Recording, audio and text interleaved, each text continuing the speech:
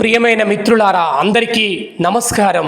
మీ అందరికీ ప్రపంచ పర్యావరణ సంస్థ విజ్ఞప్తి చేస్తుంది. ఈ భూప్రపంచం మీద కోట్ల జీవులు ఈరోజు వరకు భూమి ఆవిర్భవించిన దగ్గర నుంచి ఈనాటి వరకు మనిషి తన జీవితంలో ప్రకృతి నుంచి అన్నీ తీసుకుంటున్నాడు తప్ప ప్రకృతి కోసం, ప్రకృతిలో ఉన్న జీవ వైవిధ్యాన్ని ఏ విధంగా కాపాడుకోవాలో మాత్రం తెలుసుకోలేకపోతున్నాడు.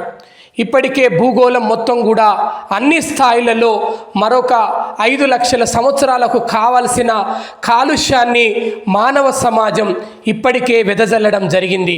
ఇప్పటికే భూప్రపంచం మీద 800 కోట్ల పైచిలుకు జనాభాతో రోజుకి ప్రపంచ మానవాళి ముందుకు శాస్త్ర సాంకేతిక ఆర్టిఫిషియల్ ఇంటెలిజెన్స్తో ముందుకు దూసుకుపోతూ ఉంది.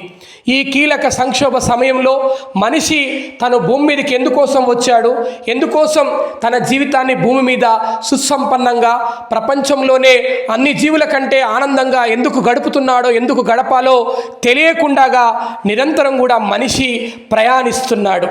ఈ కీలక సమయంలో, ఈ సంక్షోభ సమయంలో మనిషి తనను తను ఏ విధంగా కాపాడుకోవాలి, తనను తను ఏ విధంగా సంరక్షించుకోవాలన్న విషయాన్ని పూర్తిగా ఆదమరిచి జీవిస్తున్నాడు. అందుకోసమే ప్రపంచ పర్యావరణ సంస్థ ఆవిర్భవించింది.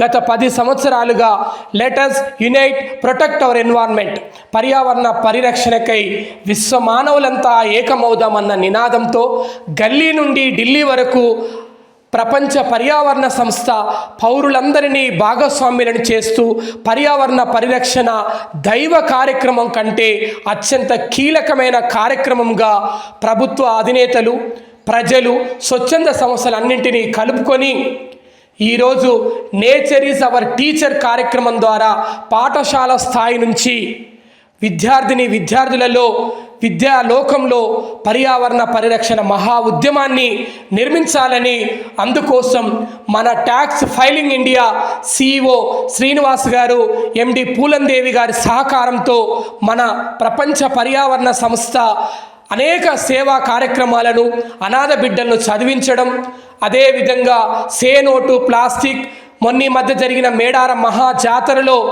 దాదాపుగా 1,00,000 cloth బ్యాగుల్ని కళారాజ్ media, tax filing India సహకారంతో పంచడం జరిగింది.